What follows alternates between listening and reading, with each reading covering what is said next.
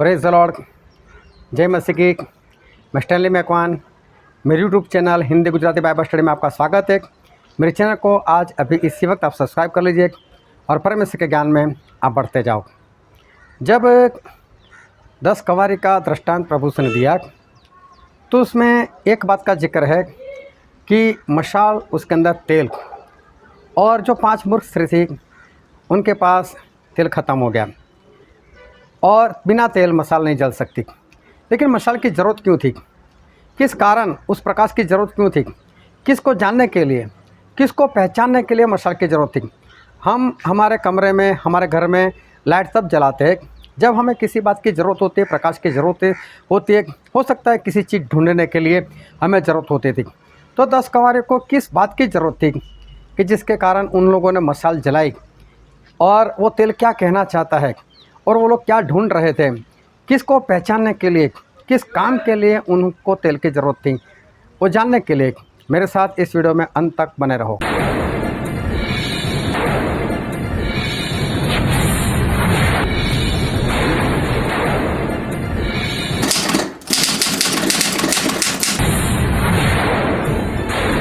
Hallelujah, hallelujah, hallelujah. Hallelujah. आज एक बार फिर परमेश्वर का बहुत धन्यवाद करते। आज एक बार फिर उन्होंने हमको जिंदा रखा और इस जगह पर इकट्ठा किया। परमेश्वर का धन्यवाद। आओ परमेश्वर के वचन की ओर चले और बाइबल से मत्ती रचित सुसमाचार उसका 25वां अध्याय, और हम पढ़ेंगे पहले वचन से लेकर 13 वचन तक। तब स्वर्ग का राज्य उन 10 कंवारियों के समान होगा जो अपनी अपनी मसाले लेकर दूल्हे से भेंट करने को निकली। उनमें से 5 मूर्ख और 5 समझदार थे। मूर्खों ने अपनी मसाले तो ली, परंतु अपने साथ तेल नहीं लिया। परंतु समझदारों ने अपनी मसालों के साथ अपनी कुपियों में तेल भी भर लिया। जब दूल्हे के आने में देर हुई तो वे सब ऊँघने लगी और सो गई। आधी रात को धूम मची कि देखो दूल्हा आ रहा है, उससे भेंट करने के लिए चलो। तब वे सब कंवारियां उठकर अपनी मसाले ठीक करने लगी। और मूर्खों ने समझदारों से कहा, अपने तेल में से कुछ हमें भी दो, क्योंकि हमारी मसाले बुझी जाती है। परंतु समझदारों ने उत्तर दिया कि कदाचित हमारे और तुम्हारे लिए पूरा न हो। भला तो यह है कि तुम बेचने वालों के पास जाकर अपने लिए मोल ले लो। जब वे मोल लेने को जा रही थी तो दूल्हा आ पहुंचा, और जो तैयार थी वे उसके साथ ब्याह के घर में चली गई और द्वार बंद कर दिया गया। इसके बाद वे दूसरी कंवारियां भी आकर कहने लगी, हे स्वामी, हमारे लिए द्वार खोल दें। उसने उत्तर दिया कि तुमसे सच कहता हूँ, मैं तुम्हें नहीं जानता। इसलिए जागते रहो, क्योंकि तुम न उस दिन को जानते हो न उस घड़ी को। परमेश्वर का वचन हमारे बहुत आशीषित है और परमेश्वर का वचन सच्चा है, और बाइबल में लिखा है सच्चाई को जानोगे तो सच्चाई तुम्हें आज़ाद करेगा। आज एक बार फिर बहुत ध्यान से परमेश्वर के वचन को सुनना, समझना, ग्रहण करना, उसके अनुसार चलना, ताकि परमेश्वर के राज के वारिस बन सको। क्योंकि जब भी हम वचन की ओर चलते हैं तब हमारे परमेश्वर वो हमसे बातचीत करते रहते हैं, और आज भी हमारे परमेश्वर अपने वचन से हमसे बात करने वाले, तो ध्यान से इसको सुनते रहना। एक बार जब एलिया नबी इस धरती के ऊपर थे, उस वक्त एलिया के पास एक आवाज़ आई, और घटना ऐसी हुई थी कि वहाँ की जो रानी थी इजेबेल, उसने ठान लिया था कि मैं एलिया को ख़त्म कर दूंगी, और इसलिए एलिया वहाँ से भाग रहे थे और जंगल में जाकर काफ़ी थके हुए थे, तो वो सो गए। जब सो गए तो एक स्वर्गदूत ने उनको उठाया और उठाकर कहा कि ये रोटी है, खाओ, साथ में पानी है, पानी पियो। 1 गिलास पानी पिया, 1 रोटी खाई, अभी भी थकान है, और एलिया फिर से सो गए। फिर से स्वर्गदूत ने एलिया को उठाया, फिर से 1 रोटी खिलाई, पानी दिया, और कहा कि तुझे यहाँ से बहुत दूर जाना है, तुझे लंबे सफ़र पर जाना है, और यहाँ से निकलकर तुझे परमेश्वर के उस पहाड़ के पास जिसका नाम होरेब है, वहाँ पर तुझे जाना है। अभी वो पहाड़ जो था वो मिस्र देश में था, और स्वर्गदूत ने ऐसा बताया कि एलिया तुझे मिस्र को जाना है, और मिस्र में उस पहाड़ के ऊपर जाना है और वहाँ परमेश्वर तुझसे कुछ कहने वाले हैं। अभी एलिया जो थे वो चुपचाप जैसे ही स्वर्गदूत ने कहा वैसे उन्होंने उनका कहा हुआ माना और 40 दिन 40 रात लगातार वो सफ़र करते रहे, चलते रहे और दिन रात चल कर 40 दिन और 40 रात के बाद वो परमेश्वर के पहाड़ होरे पर पहुंच गए। अभी देखने जाओ तो कोई बड़ी बात नहीं है कि परमेश्वर के लोग वो परमेश्वर की आज्ञाकारी करते हैं, लेकिन बात यहाँ पर बड़ी है। बड़ी बात इसलिए है कि जब परमेश्वर ने इज़राइल लोगों को मिस्र से निकाला था तभी परमेश्वर ने उन लोगों को बोला था कि मिस्र जो है उसको आप छोड़कर जा रहे हो और आज के बाद कभी मिस्र में वापस मत जाना। मिस्र को मैंने तुमसे दूर किया है, वहाँ से मैंने तुम्हें आज़ाद किया है और अब फिर से मिस्र में जाने की ज़रूरत नहीं। ये परमेश्वर की एक आज्ञा थी। और अब एक स्वर्गदूत वो एलिया से ऐसा कह रहे हैं कि एलिया तुझे वहीं पर जाना है, मिस्र में जाना है, होरे पहाड़ के ऊपर जाना है। अभी एलिया इस बात पर विश्वास कैसे करेगी? एलिया को बात मालूम थी कि परमेश्वर ने वहाँ से निकलते वक्त लोगों को बोला था, मूसा को भी बोला था यहाँ वापस नहीं आना है। तो फिर ये स्वर्गदूत मुझे परमेश्वर की आज्ञा बता रहा है या अपनी ओर से कह रहा है कि शैतान की ओर से कह रहा है? तो परमेश्वर ने कुछ और बोला, वहाँ नहीं जाना है और फिर परमेश्वर ही बोल रहे, परमेश्वर की आज्ञा है कि वहाँ पर होरे पहाड़ के ऊपर जाना है। लेकिन देखो एलिया ने एक भी बार कोई सवाल नहीं किया, ना तो एलिया ने इस बात पर कोई शक किया, लेकिन एलिया वहाँ पर पहुँच गए। यही एलिया को परमेश्वर ने ऐसा बोला था कि अहाब राजा के सामने जाकर इतना बोल दे कि जब तक मैं नहीं कहूँगा तब तक बरसात नहीं आएगी। तो एलिया ने जाकर बोल भी दिया कि जब तक मैं नहीं कहूँगा तब तक बरसात नहीं आएगी। अकाल भी आ गया और परमेश्वर ने एलिया को भेजा करनिथ शहर में, वहाँ पर कोई झरना बहता था, वहाँ पर भेज दिया और बोले यहाँ से पानी पीता रहना, कौवा तेरे लिए खाना लेकर आते रहेंगे। लेकिन वो झरना भी सूख गए।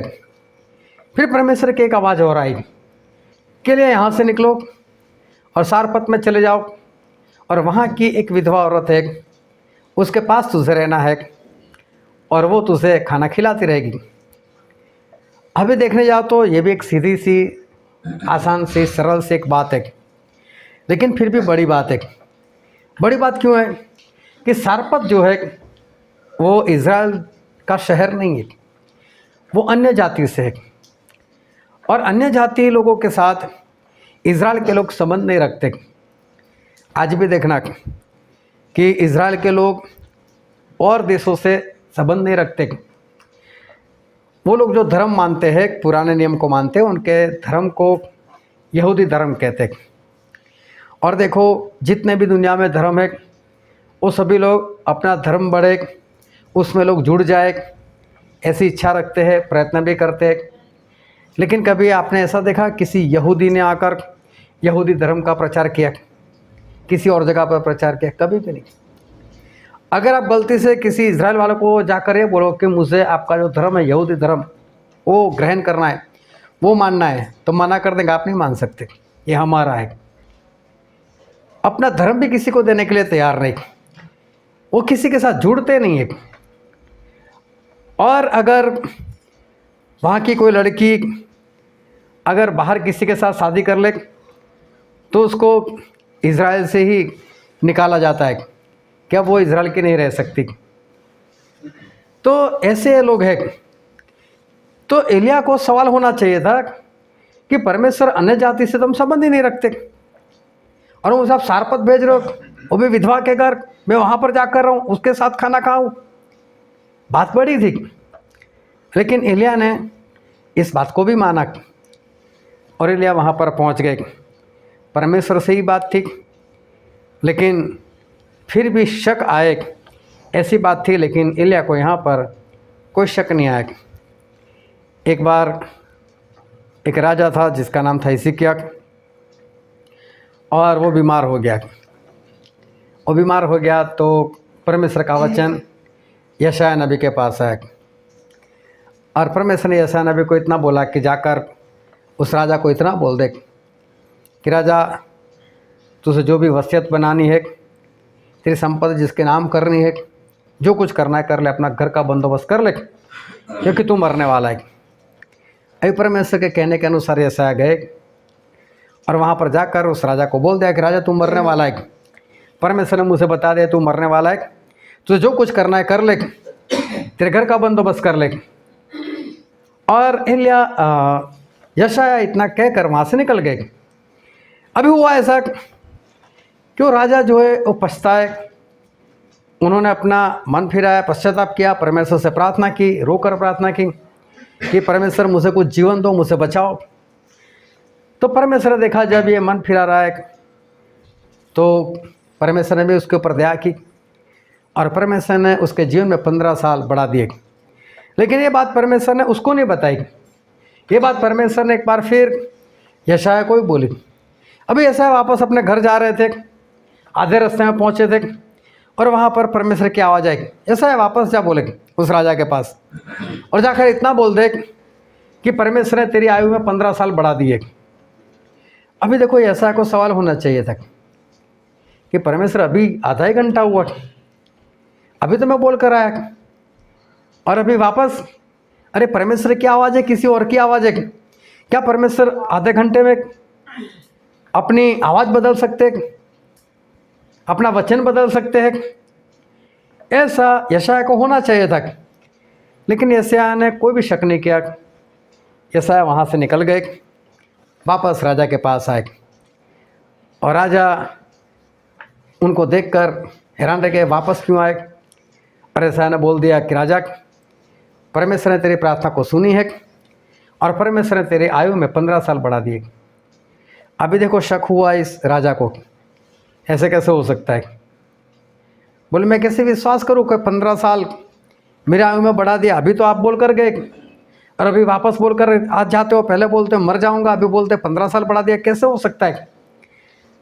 तो यशायाह ने ऐसा बोला, बोल तुझे क्या निशान चाहिए? ये सूरज को 10 डिग्री आगे लेकर जाऊं या पीछे हटाऊं, बोल। तो राजा बोलता है कि आगे तो जाने वाला है, सूरज को पीछे हटाओ। देखो निशान भी कैसा मांगा कि सूरज को आगे हटाओ या पीछे हटाओ।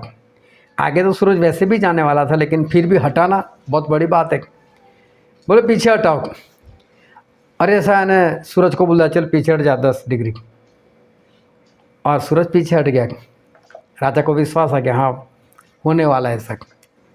लेकिन सवाल यशायाह का है, एक ही परमेश्वर एक ही इंसान के बारे में आधे घंटे के अंदर 2 बातें बोल देते। पहले कहते मर जाएगा और आधे घंटे बाद बोलते हैं कि नहीं मरेगा, 15 साल आयु उसकी बढ़ गई। तो जो परमेश्वर का दास है उसको तो सवाल होना चाहिए, उसको अंदर शक होना चाहिए कि मेरे पास परमेश्वर की आवाज़ आ रही। क्योंकि ध्यान से समझना, परमेश्वर के जितने भी दास हो गए उनको आवाज़ जरूर सुनाई दी। ऐसा नहीं कि उन लोगों को आवाज़ नहीं सुनाई दी, लेकिन परमेश्वर उनके सामने नहीं आते थे, बस परमेश्वर उनसे बात करते थे, लेकिन लोग देख नहीं पाते थे।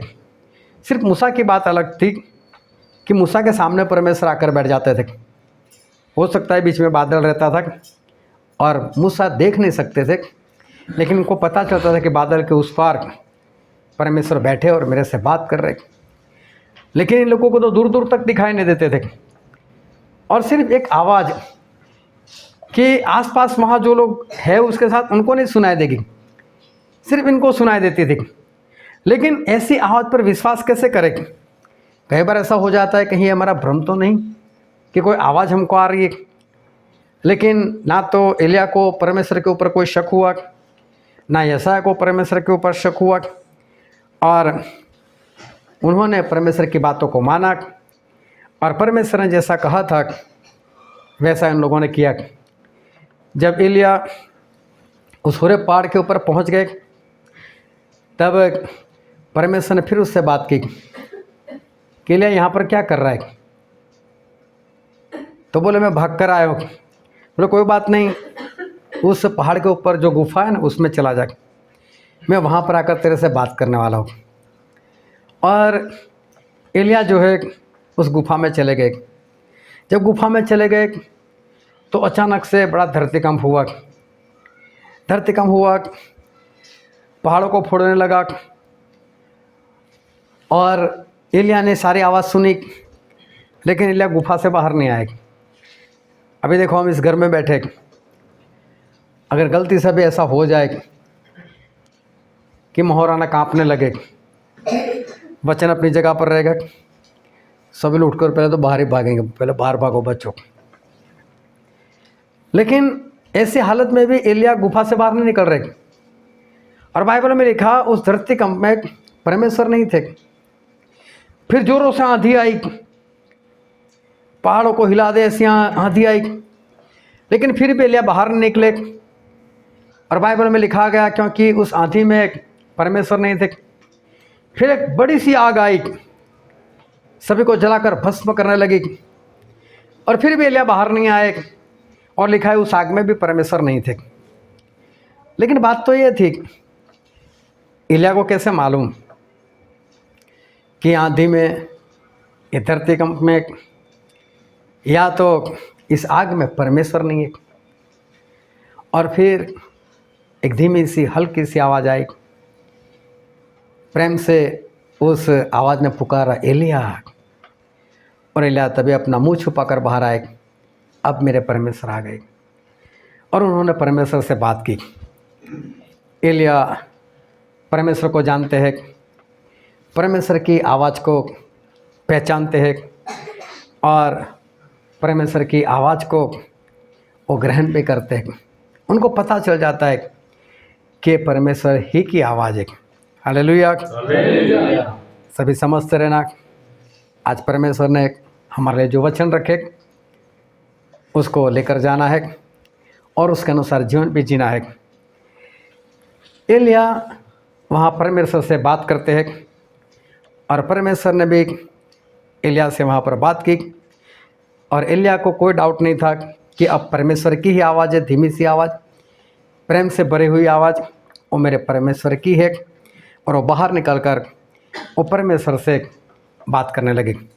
लेकिन बाइबल में एक वचन पढ़ते हैं हम, जो है नए नियम में इब्रानी उसका 4 अध्याय उसका 12 वचन। क्योंकि परमेश्वर का वचन जीवित और प्रबल और हर एक दोधारी तलवार से भी बहुत चोखा है, और जीव और आत्मा को और गांठ और गुदे गुदे को अलग करके आर पार छेदता है, और मन की भावनाओं और विचारों को जांचता है। हालेलुया। यहाँ पर लिखा है कि परमेश्वर का वचन दो-धारी तलवार से भी ज़्यादा तेज है, और बोले आत्मा और शरीर को भी जुदा कर देता है। ऐसा हमारे परमेश्वर का शब्द है। परमेश्वर का वचन वो तो तलवार से भी, वो भी दो-धारी तलवार से, जिसकी दोनों ओर धार रहती है, तेज रहती है, उससे भी ज़्यादा तीखा या तेज वो परमेश्वर का वचन है। परमेश्वर का वचन भयानक सा है। इसलिए जब पतरस ने 50वें दिन जब पवित्र आत्मा से भर गए, उन्होंने वचन पुकारे, तब लोगों के हृदय छिद गए थे। परमेश्वर का वचन तलवार के समान है। एक वचन और पढ़ते हैं, जो है यिर्मयाह उसका 23वां अध्याय और उसका 29 वचन। यहोवा की यह भी वाणी है कि क्या मेरा वचन आग नहीं है, फिर क्या वह ऐसा हथौड़ा नहीं जो पत्थर को फोड़ डाले। यहाँ पर लिखा है कि परमेश्वर का वचन एक हथौड़े के समान है और पहाड़ों को भी फोड़ डालता है। अभी सही में आपके पास हथौड़ा हो तो कभी जाकर पहाड़ को मारना कुछ नहीं होता पहाड़ को, लेकिन यह हथौड़ा जो हमारा है ऐसा नहीं है, एक बम की तरह या तो मिसाइल की तरह काम करने वाला हथौड़ा है। एक मारो और पूरा पहाड़ फोड़ दे, ऐसा बड़ा हथौड़ा। और परमेश्वर का वचन एक हथौड़े के समान है। हालेलुया। अगर किसी के ऊपर पड़ जाए तो उसको चूर चूर कर दे, ऐसा हमारे परमेश्वर का वचन है। हमारा परमेश्वर का वचन बहुत ही भयानक सा है। वो शरीर और आत्मा दोनों को अलग कर देता है। ऐसा हमारे परमेश्वर का वचन है। इस वचन की समझ, इस वचन का ज्ञान वो हमारे अंदर होना चाहिए, वो बहुत ज़रूरी है। क्योंकि बाइबल जो हमको परमेश्वर ने दिया है वो तो है ही हमारे पास। बाइबल पढ़ते हम, बाइबल समझते हैं हम, हो सकता है बाइबल हमारे दिल में भी आ जाए, लेकिन फिर भी बाइबल सही में क्या कहना चाहता है वो हमें पता होना चाहिए। पिछले दिनों में 2020 में एक बीमारी फैल गई कोरोना नाम की, और पूरी दुनिया में बीमारी फैल गई, और हम सभी लोगों ने पहली बार एक शब्द सुना, लॉकडाउन, और घर में सभी लोग बंद हो गए। हम पास वाले घर में भी नहीं जा सकते थे, ऐसी परिस्थिति हो गई। लेकिन मोबाइल सभी का जाता था इधर से उधर, व्हाट्सएप बिंदास से चलता था, और लोग बिंदास एक दूसरे से बातचीत करते रहते थे।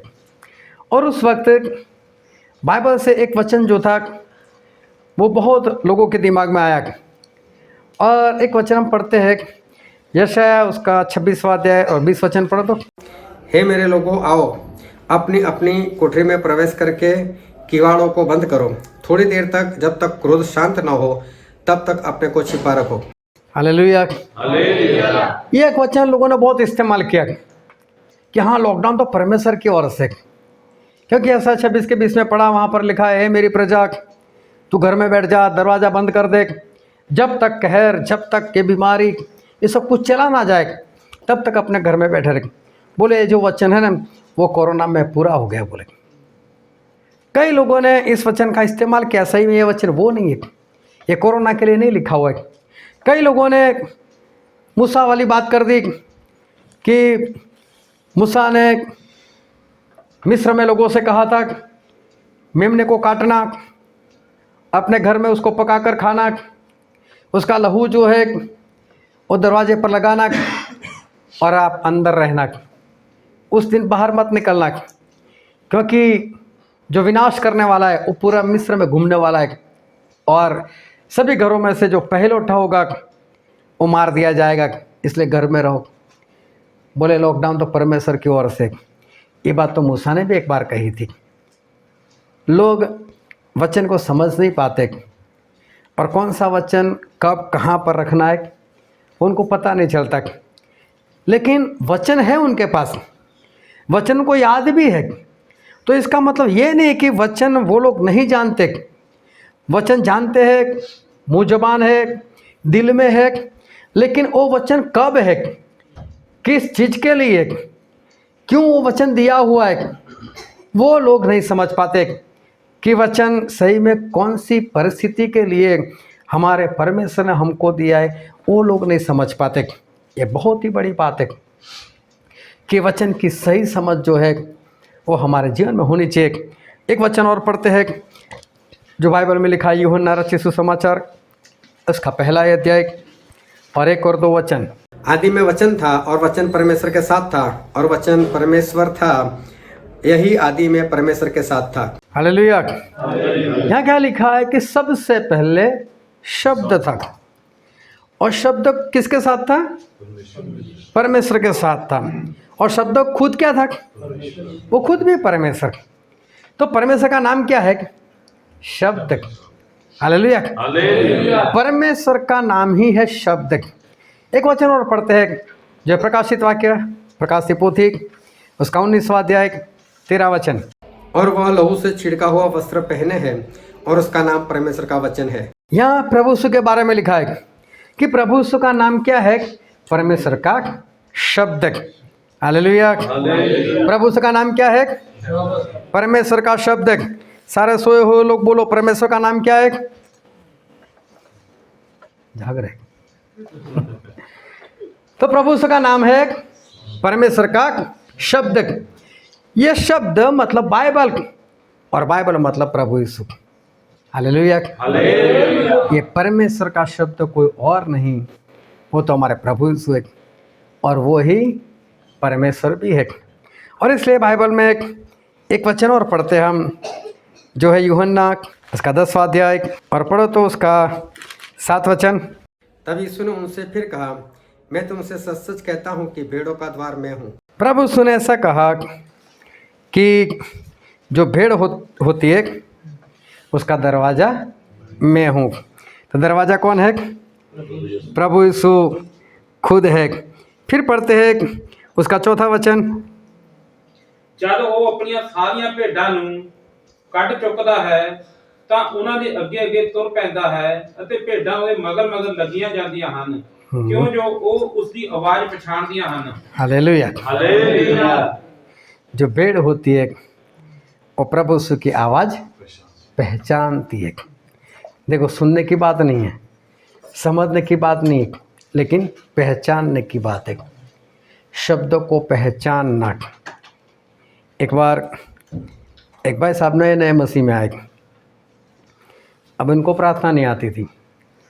उन्होंने अपने पास्टर से पूछ लिया कि पास्टर साहब प्रार्थना कैसे करनी है, और पास्टर साहब ने कुछ प्रार्थना सिखा दिया, ऐसे ऐसे बोलना है। पास्टर ने बोला कोई बात नहीं। 2-3 बार उसने प्रार्थना सुन ली। दूसरे दिन पास्टर से मिले। पास्टर ने बोला प्रार्थना की? बोले हाँ की। बोले प्रार्थना क्या की? तो बोला मैंने प्रार्थना ऐसा की, क का की कू के कई खा खा खा। बोले ये क्या? बोले बस मैं तो भूल गया, तो इसी में सब आ जाता है ना।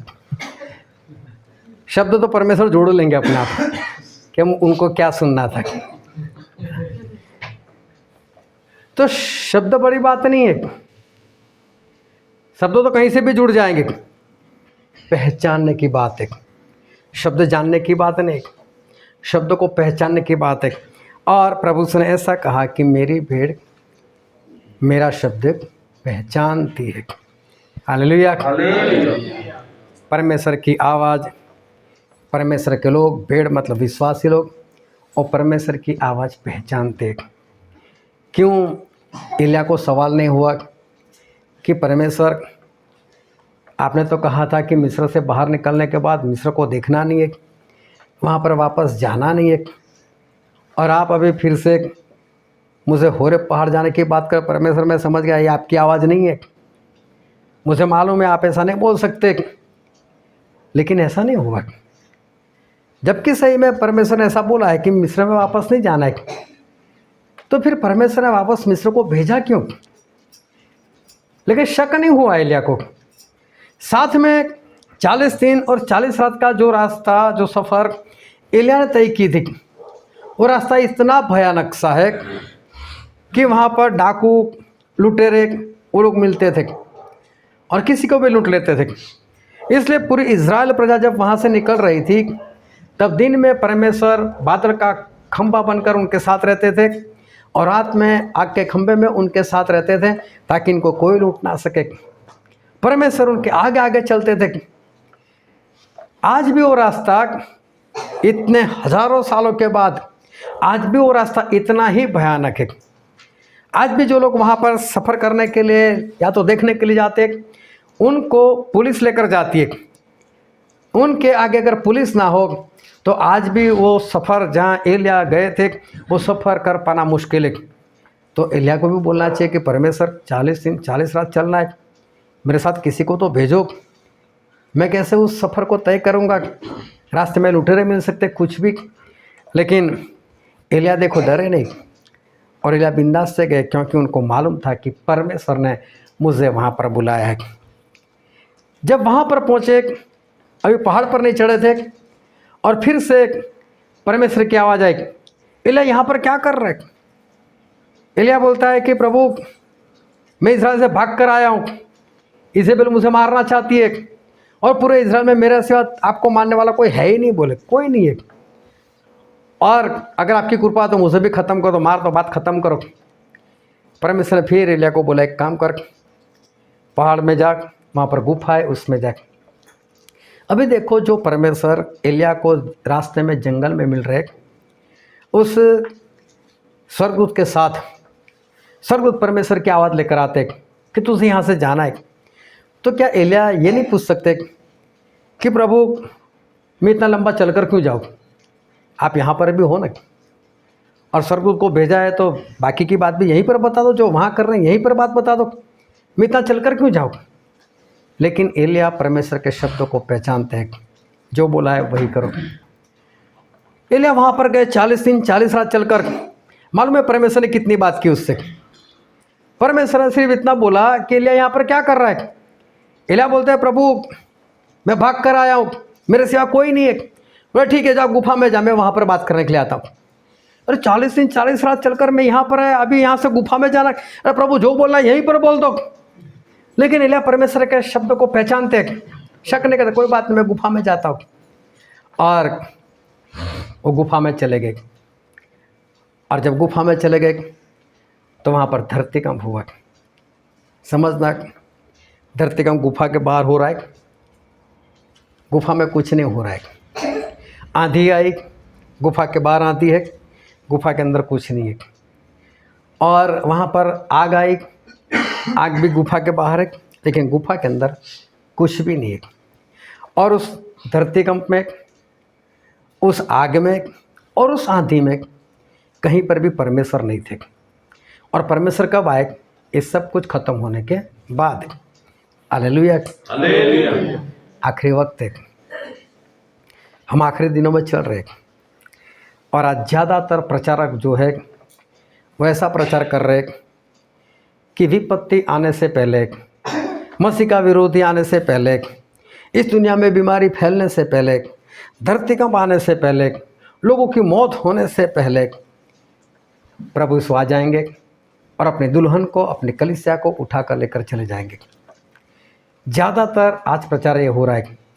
लेकिन एक बात बता दूँ कि 1830 में उस ज़माने में जो बड़े बड़े प्रचारक थे, उनको पैसा देकर ये शिक्षा बदल दी गई। उस वक्त सही प्रचार चल रहा था कि प्रभु यीशु बाद में आने वाले, एंटीक्राइस्ट के बाद में आने वाले, लेकिन उनको पैसा देकर ये शिक्षा बदल दी गई। और आज के प्रचारक भी वही प्रचार कर रहे हैं कि पहले यीशु मसीह आ जाएंगे, अपने लोगों को उठा कर लेकर जाएंगे। उनके पास बाइबल से कोई वचन नहीं है, लेकिन फिर भी वो लोग पुकार रहे। लेकिन परमेश्वर ने एलिया को एक जगह पर रखा जिसको हम गुफा कहते, एक ऐसी जगह जहाँ पर सुरक्षा थी, जहाँ पर शांति थी। और उसके बाहर ये सारा काम हो रहा था। बाहर आंधी थी, बाहर तूफान था, बाहर धरतीकंप था, बाहर आग थी, बाहर मौत थी, बहुत कुछ था, लेकिन गुफा में कुछ नहीं था। और सारी चीज़ों में परमेश्वर भी नहीं थे। लेकिन सब कुछ खत्म होने के बाद परमेश्वर की एक आवाज़ आएगी। आने वाले दिनों में यही होने वाला है कि इस धरती पर धरतीकंप होंगे और बीमारियां फैलेगी और इस दुनिया में बहुत कुछ होने वाला है। और देखना, बस 2024 आने दो, हो सकता है दिसंबर से ही कुछ होना शुरू हो जाएगा। लेकिन अब आशा मत रखना कि अब कोई अच्छे दिन आ सकते हैं। 2024 शुरू होते होते बहुत कुछ होना शुरू हो जाएगा। और उस वक्त हमारे पास परमेश्वर की सुरक्षा जो है वो चाहिए। क्यों परमेश्वर ने एलिया को इतनी दूर चलकर बुलाया, इस जगह पर आ जा? क्यों परमेश्वर ने उसको वहाँ से गुफा में भेज दिया? क्योंकि परमेश्वर को मालूम है मेरे लोगों को सुरक्षा चाहिए। और देखो, एलिया ने एक भी बार मना नहीं किया कि प्रभु मैं क्यों जाऊँ वहाँ पर, मुझे नहीं जाना है। आप मेरी रक्षा यहाँ नहीं कर सकते, आप मुझे यहाँ पर नहीं बचा सकते, आप इजेबेल से यहाँ मुझे नहीं बचा सकते, मैं क्यों जाऊँ इतना दूर? मुझे मालूम है आप सर्वशक्तिमान परमेश्वर सब कुछ कर सकते हो, तो फिर यही बचाओ। नहीं, जो कहा गया एलिया ने माना, क्योंकि वो परमेश्वर के शब्दों को पहचानते हैं, इसलिए वहाँ पर गए। और इसलिए आने वाले दिनों में अपने लिए एक जगह को तैयार करना। परमेश्वर ने नूह को बोला था, नूह जहाज बना ले। और मालूम है बरसात आने से 7 दिन पहले ये नूह अपने परिवार के साथ उस जहाज में चले गए थे। और 7 दिन तक बरसात नहीं आई थी, 7 दिन तक जल प्रलय नहीं हुआ था। लेकिन वो 7 दिन बाहर शादी हो रही थी, लोग खा पी रहे थे, लोग बर्थडे मना रहे थे, लोग बहुत कुछ कर रहे थे बाहर। लेकिन उन सभी चीज़ों में नूह नहीं थे, उनका परिवार नहीं था। वो लोग तो परमेश्वर के साथ बने रहे थे। आपके घर में देखना, जब भी आप अपने घर में एंटर होते हो रात में, सबसे आखिर में जो घर में आता है ना, वो क्या करता है? दरवाज़ा बंद कर देता है। अगर वो दरवाज़ा बंद करे या ना करे तो जो भी अंदर होगा वो बोल देगा भाई साहब दरवाज़ा बंद कर दो, जो आखिर में आता है उसको बोल दे दरवाज़ा बंद कर दो। और जहाज़ में सबसे आखिर में परमेश्वर गए थे और परमेश्वर दरवाज़ा बंद कर दिया जहाज़ का, और इसलिए नूह खोल नहीं पाए। परमेश्वर खुद भी जहाज़ में चले गए। वहाँ पर परमेश्वर की उपस्थिति थी, वहाँ पर सुरक्षा थी जहाज़ में। बाहर शादी हो रही थी, लोग पार्टियां मना रहे थे, लोग खा पी रहे थे, सब कुछ हो रहा था, लेकिन उसमें नूह और उनका परिवार नहीं था। आज परमेश्वर के लोग वो संगति को छोड़कर ये सारी बातें कर रहे हैं। अगर किसी के घर में शादी आ गई, परिवार में शादी आ गई, रिश्तेदारों में शादी आ गई, किसी की मौत हो गई, ये वो बिंदास से बंदगी को छोड़कर वो आसानी से ऐसे काम कर सकता है। क्यों? उसको परमेश्वर के शब्द की पहचान नहीं। उसे नहीं मालूम कि वो सारा वक्त चला गया। ना शादी करना गुनाह है, ना शादी करवाना गुनाह है, लेकिन परमेश्वर जो कहना चाहते हैं कि जब मेरा काम है, जब मेरे साथ संगति करनी, तब वो क्यों काम करते हो? जब मेरी संगत तब तो मेरे पास आओ। मैं कौन सा मना करता हूँ कि शादी में मत जाओ, शादी मत करो, मत करवाओ, लेकिन मेरा काम छोड़कर वो काम क्यों कर रहे हो? और ऐसे ही लोग नाश होते हैं। लेकिन एलिया को परमेश्वर के शब्द की सही पहचान, और वो शब्द की पहचान के कारण वो गुफा में चले गए। नूह को परमेश्वर के शब्द की सही पहचान, उस जहाज में चले गए। दरवाज़ा नहीं खोल सकते थे, लेकिन खिड़की खुली थी। खिड़की से नूह को पता चलता था कि बरसात अभी तक नहीं आई, लेकिन एक भी बार परमेश्वर को पूछा नहीं कि परमेश्वर बाहर बरसात तो हुई नहीं, आपने मुझे पहले से क्यों बंद कर दिया। लेकिन वहाँ खुश थे। और एक दिन ऐसा आया कि बाहर विपत्तियाँ शुरू हो गई, बाहर जल प्रलय की शुरुआत हो गई।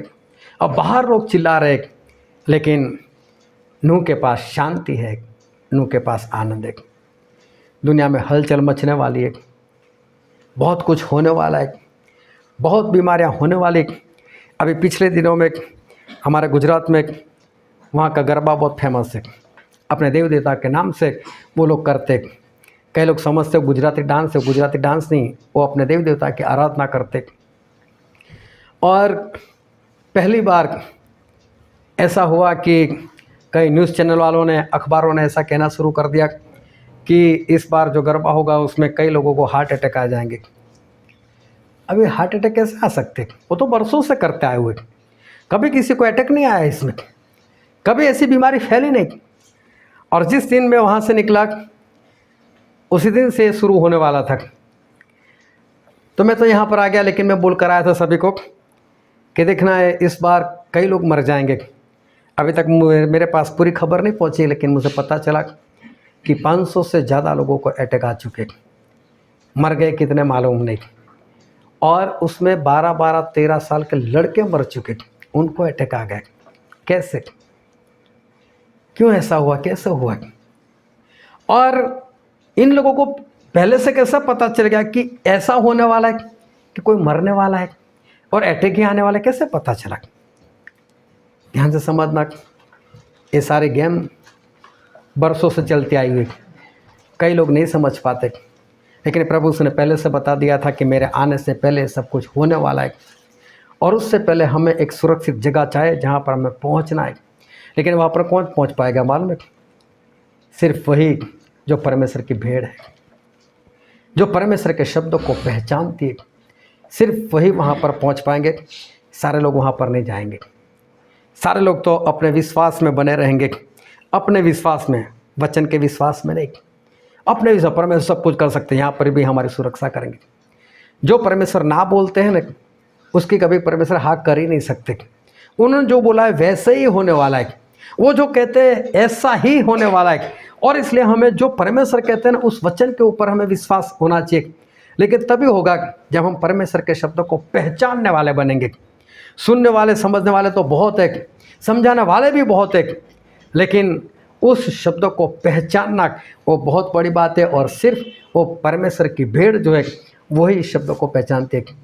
और एक वचन पढ़ते हैं जो है भजन संहिता जबूर 119 और 105।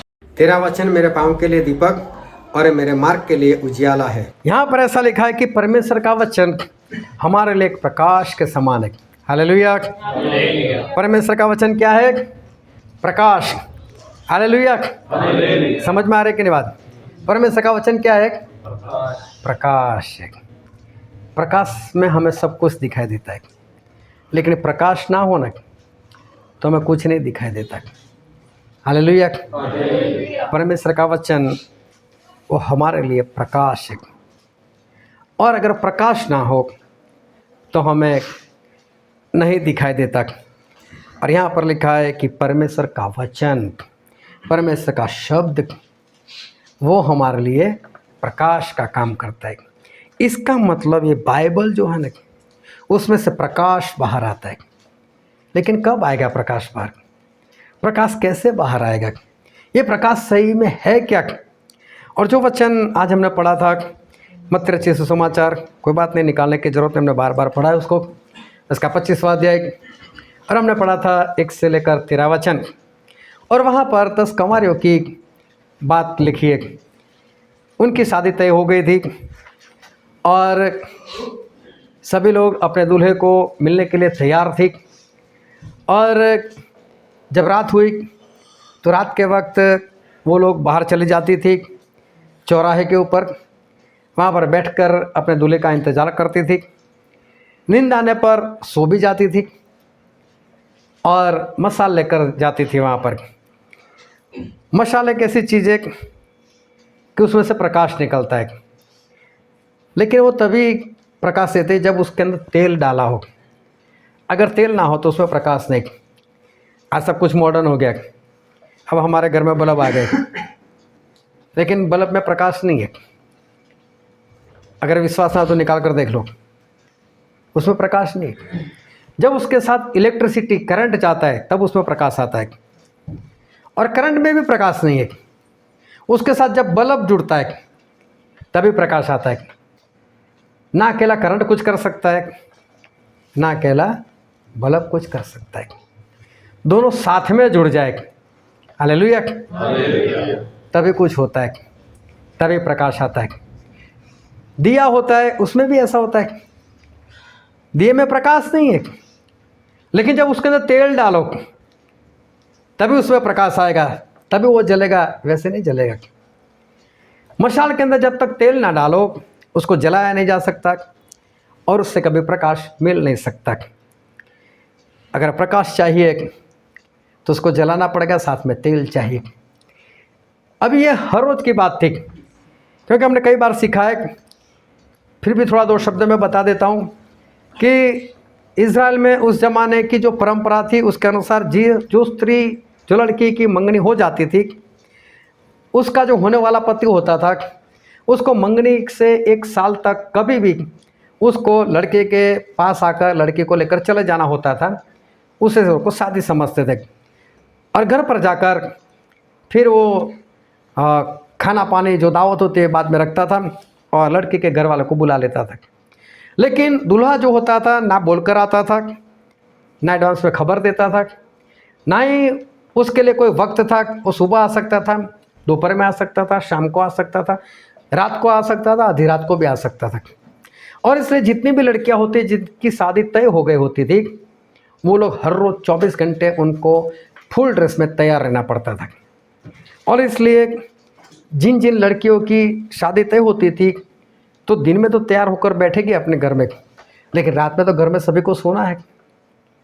तो जो बाकी के परिवार के लोग हैं उनको तो सोना चाहिए।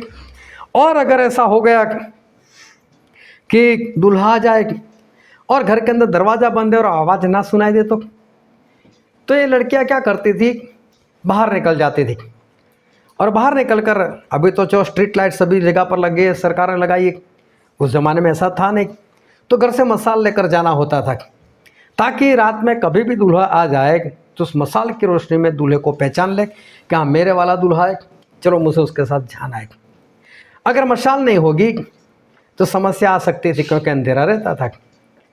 अब मशाल जो होती है उसमें ऐसा नहीं होता कि एक बार तेल डाल दिया बस वो जलती रहेगी, तेल ख़त्म होता था। जब तेल ख़त्म हो जाए तो उसमें तेल दूसरी बार भर दिया जाता था। अब इनको मालूम था कि पूरी रात ये मशाल नहीं जल सकती, ये 10 की 10 हर रोज़ मसाले लेकर निकलती थी, साथ में तेल लेकर भी निकलती थी। अभी क्या हुआ, 1 दिन 2 दिन 3 दिन 4 दिन 10 दिन, महीना 2 महीना, मालूम नहीं कितना वक्त गया होगा। लेकिन उनमें से 5 लोगों ने सोचा हर रोज तो घर से तेल लेकर आते, फोकट में बोझ लेकर आते, दूल्हा तो आता नहीं है, छोड़ो आज भी नहीं आने वाला। मालूम नहीं किसी वक्त सोच लिया आज भी नहीं आएगा, आया भी नहीं दूल्हा। देखो कल आया था, चलो आज भी तेल लेकर जाने की ज़रूरत नहीं। हो सकता है इन्हें 5 जो बुद्धिमान थी उनको भी बोला होगा आप तो मूर्ख हो, हम तो वहाँ जाकर सो जाते, सुबह ही उठते, मसाल बुझ गई होती है, दूल्हा भी नहीं आया होता। छोड़ो आज कौन सा आने वाला है, क्यों तेल उठा कर लेकर जाते हो, क्यों मेहनत करते हो, छोड़ो मेहनत नहीं करनी है। लेकिन वो 5 तो हर रोज तेल लेकर जाती थी। लेकिन इनको ये नहीं मालूम था कि जब साल का वक्त है तो कभी ना कभी तो दूल्हा आएगा ही आएगा, आने वाला तो है ही एक। हो सकता है 2023 में हमारा दूल्हा आए, हो सकता है 2024 में आए या 2030 में आए, लेकिन जिस वक्त तेल ना हो तभी आ जाए तो फायदा क्या। इनको समझना चाहिए था आने तो वाला ही है, तो ज़्यादा से ज़्यादा मेहनत की कितने दिन तक कर रहे, 360 दिन, इनका साल 360 दिन का होता था, तो ज़्यादा से ज़्यादा इतनी मेहनत कर रही थी, ले जाते हर रोज, उसके बाद में तो शांति थी। इन लोगों ने बीच में ही बंद कर दिया। और ऐसे एक दिन आया, दूल्हे की आवाज़ आई, सभी के सभी जाग गई। लेकिन 5 जो मूर्ख थी, तेल लेकर नहीं आई थी, मसाल बुझ रही थी, तो जो बुद्धिमान थी उनकी मसाले भी कौन सी जल रही थी, वो भी तो बुझने आई थी, लेकिन उनके पास तेल था तो डाल दिया अंदर। अब मूर्ख बोल रहे हैं कि हमको भी तेल दे दो, आधा आधा कर लेते, बोला आधा नहीं होगा, आधा नहीं हो सकता, ना हमारी मसाल जलती रहेगी ना आपकी जलती रहेगी। बाहर जाओ, बाज़ार से खरीद कर लेकर आओ। आधी रात में कौन सा बाज़ार खुला होगा, आधी रात में कौन सी दुकान खुलेगी तेल लेकर आएगी, भेज दिया जाओ। अरे 5 अपने दूल्हे के साथ चले गई। लेकिन ध्यान से समझना, आज परमेश्वर हमें कुछ बताना चाहते, इनको मशाल की ज़रूरत थी क्यों, ये लोग मसाल लेकर जाते थे क्यों, मसाल का कारण क्या था। कारण एक ही था कि जब दूल्हा आए ऐसे मसाल कर कर देख ले मेरे वाला है, चलो सिर्फ दूल्हे को पहचानने के लिए। हालेलुया, हमारा दूल्हा कौन है, जोरों से बोलो हमारा दूल्हा कौन है, और हम कौन है, प्रभु से की दुल्हन है। दूल्हे को पहचानने के लिए क्या चाहिए, मशाल चाहिए। हालेलुया, दूल्हे को पहचानने के लिए हमारे पास मशाल चाहिए, मशाल जलने वाली चाहिए, उसमें से प्रकाश निकलता होना चाहिए। और हमारा दूल्हे का नाम क्या है, शब्द, वचन। और जो भेड़ है वो परमेश्वर के शब्दों को पहचानती है। लेकिन कैसे पहचानेगी, जब उसकी मसाल में तेल होगा। और तेल मतलब पवित्र आत्मा। बिना पवित्र आत्मा हम हमारे परमेश्वर को नहीं पहचान सकते। हालेलुया, बिना तेल हम हमारे परमेश्वर को नहीं पहचान सकते। परमेश्वर को जानने के लिए, पहचानने के लिए, उनके शब्दों को पहचानने के लिए हमें जो चाहिए वो है तेल, मतलब पवित्र आत्मा। ये अगर लोगों के जीवन में होगा तो उनको परमेश्वर के सारे शब्द की पहचान होगी। शब्द की पहचान होगी तो उनको वचन में नींद नहीं आएगी, है ना, फिर नींद नहीं आएगी। फिर चाहे वचन आधा घंटा चले, घंटा चले, 2 घंटा चले, शांति से बैठ पाएंगे। उनको ये नहीं होगा कि कब ख़त्म हो, कब घर पर जाए, अभी तो रोटी खानी बाकी है, या तो बर्तन साफ करना बाकी है, या तो कल लेट रात तक जागे थे आज सो जाना है। ये बातें नहीं आएगी फिर किसके अंदर, जिसके पास पवित्र आत्मा है, जिन्होंने परमेश्वर के शब्द को पहचान लिया है। प्रभु से कहते हैं कि उस भेड़ का दरवाज़ा मैं हूँ। ये दरवाज़ा ऑटोमेटिक है, आप पास में जाओगे, सेंसर लगा हुआ है, भेड़ जाएगी, दरवाज़ा अपने आप खुल जाएगा, और बकरा जाएगा तो अपने आप बंद हो जाएगा। प्रभु से खुद दरवाज़ा है, वहाँ से निकलना मुश्किल है, लेकिन वहाँ पर वही जा सकता है जिसके पास तेल भरा हुआ है। और मालूम है, ये मूर्ख स्त्री ऐसी समझती थी हम बुद्धिमान है, हम बुद्धिमान है।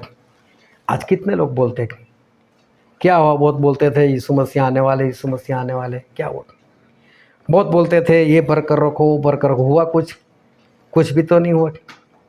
ये मूर्ख स्त्रियाँ क्या बोलती है, क्या तो बहुत कुछ प्रचार कर रहे थे लेकिन अभी तक तो ऐसा कुछ हुआ नहीं। हाँ नहीं हुआ, लेकिन होने वाला है वो तो पक्की बात है। हो सकता है 2-4 दिन, 2-4 महीना, 2-4 साल इधर उधर हो जाएगी, लेकिन जो होने वाला है होने ही वाला है। लेकिन बुद्धिमान वो है कि जो थोड़ा समय कष्ट पाकर सब कुछ परमेश्वर के शब्दों को जानकर उस तरह से जीवन जीकर बताते हैं। और बाकी जिन लोगों ने यहाँ पर शांति चाही, तेल ले जाना नहीं समझा, कौन मेहनत करे, कौन तेल को साथ में रखे, एंड टाइम पर देखी जाएगी। और जिस दिन ऐसा हुआ क्या बचाई गई वो फिर नहीं बचाई जाएगी। आखिरी दिन किसी के पास वक्त नहीं होगा कि वो भागकर परमेश्वर के पास जाएगी। लेकिन जिस तरह से एलिय्याह ने परमेश्वर के शब्दों को पहचाना, गुफा में चले गए, जिस तरह से नूह ने परमेश्वर के शब्दों को पहचाना, वो जहाज में चले गए, वैसा हमें करने की ज़रूरत है, वैसा हमें करने की ज़रूरत है। हमें एक सुरक्षित जगह पर, जहाँ परमेश्वर हमको चाहते, एक जगह पर हमें पहुँचने की ज़रूरत है। उस परमेश्वर के शब्दों को पहचानने की ज़रूरत है, ताकि बाहर जितनी भी विपत्ति आए उसमें परमेश्वर हमारी रक्षा कर सके और हमें बचा सके। और जब भी वो आए तो हमें आसमान में अपने साथ उठाकर ले जा सके। लेकिन उसके लिए, उस प्रकाश के लिए ज़रूरी है हमारे जीवन में तेल का होना, हमारे जीवन में पवित्र आत्मा को होना। अगर वो खो बैठे, क्योंकि ज़्यादातर मैं जब लोगों को देख रहा हूँ तो ये बात दिखाई दे रही कि जब नए नए मसीह में आते, विश्वास तो कर लेते, वचन में आगे भी बढ़ जाते, भागते भी बहुत है, कब बंदगी, कितना बाइबल, ये कितनी प्रार्थना, ये करूँ वो करूँ, और चलते चलते फिर ठंडे होने लग जाते। कहाँ बाइबल, कहाँ प्रार्थना। अगर आज मैं एक एक उठा कर पूछूँ तो सही में यहाँ पर शर्मनाक बात हो जाएगी। मुझे नहीं लगता किसी के पास मुझे सही उत्तर मिले कि हाँ मैं आज भी 2 घंटे 24 मिनट मैं परमेश्वर के काम के लिए निकालता हूँ। मालूम नहीं कोई है भी ऐसा या नहीं जो हर रोज़ परमेश्वर का 10 मास 2 घंटे 24 मिनट परमेश्वर के काम के लिए निकाल पा रहा। मालूम नहीं कौन है ऐसा कि जो आत्मा जीत कर बैठा हुआ है कि हाँ जब भी परमेश्वर आए मैं तैयार हूँ।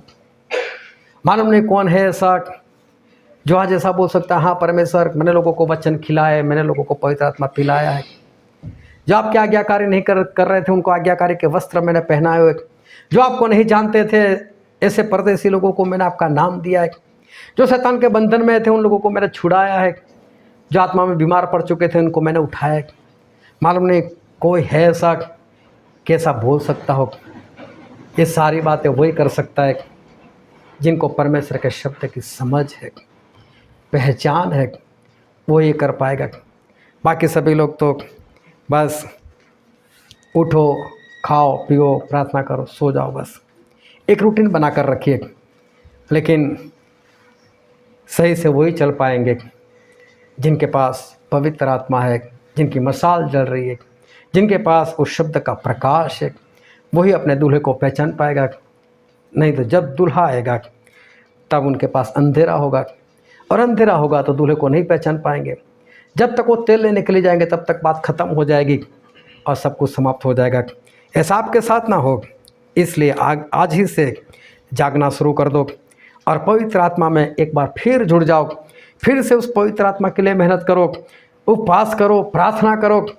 अपने अगुए को कहो कि हाँ मेरे अंदर पवित्र आत्मा की कमी है, मुझे दिलाओ पवित्र आत्मा। और परमेश्वर आपके लिए काम करेंगे और आने वाले दिनों के लिए आपको बचा लेंगे। हालेलुया। हम सभी अपनी आँखों को बंद करें, अपने मस्तकों को प्रभु से आगे झुकाए। जो हमारे बीच में है, जो हम सभी को देख रहे, उनकी निगाहें हमारे दिल के ऊपर है। आपके दिल के अंदर क्या है वो परमेश्वर देख रहे हैं। मेरे प्रियो, सभी लोग शांत रहे और सभी लोग ध्यान से परमेश्वर की आवाज़ को सुने।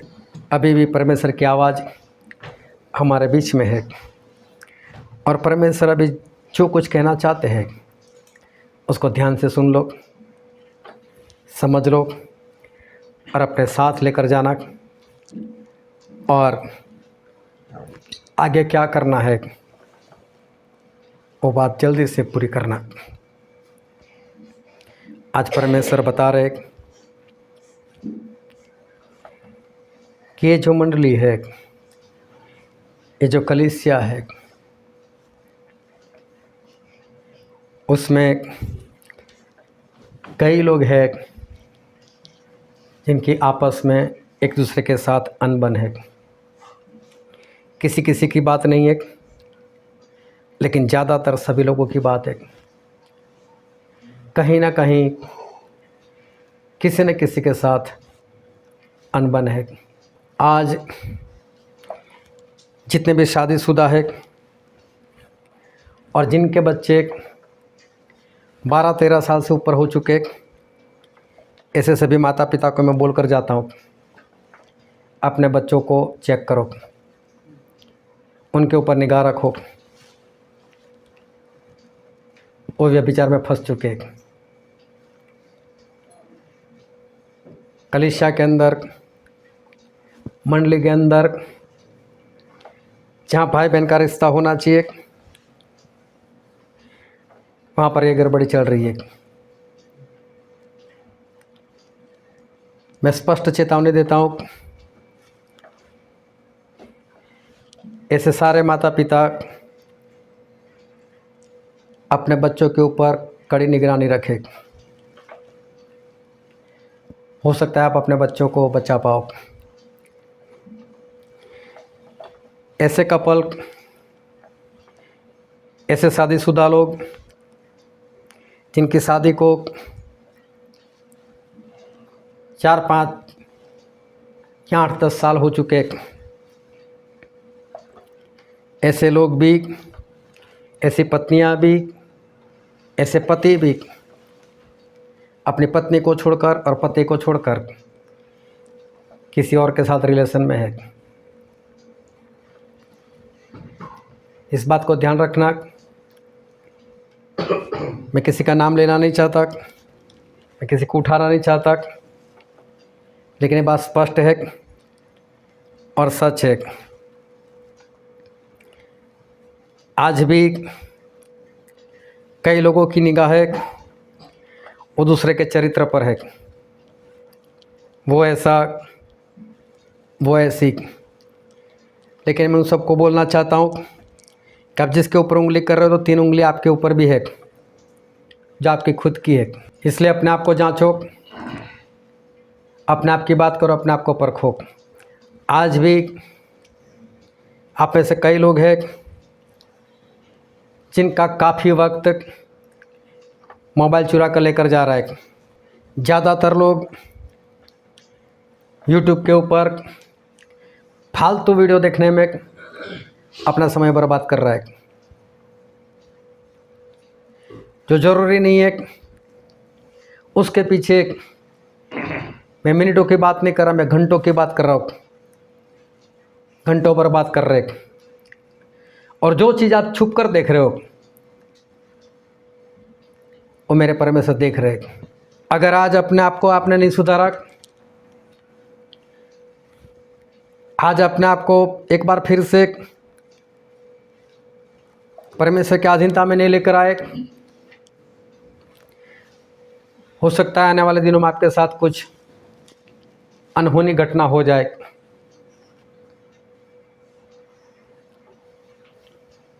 इसलिए